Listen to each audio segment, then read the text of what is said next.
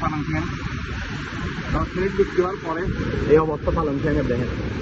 খুব ভয়ানক অবস্থা পালংশিয়াংয়ের দেখেন খুব ভয়ানক অবস্থা পালংশিয়াংয়ের লাভ মেরা আমরা সবগুলো দেখি এখন এখানে আপনি দেখি পানি অনেক বাড়ছে এই যে ভয়ানক এখন আমরা পাড়াতে পারতেছেন আমাদের রিসর্ট ওই যে উপরটা ওই রিসর্ট আমরা থাকবো ওই উপরটা একদম উপরটাই মানে পানি পাড়ার কারণে আমরা নিচে দাঁড়িয়ে আছি অনেক পানি খুব ভয়ানক অবস্থা